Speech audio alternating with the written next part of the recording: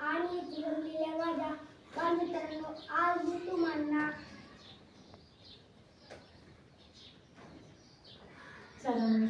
सणांविषयी काही 4 शब्द सांगणार आहे. ते तुम्ही जास्तपणे ऐकून घ्या.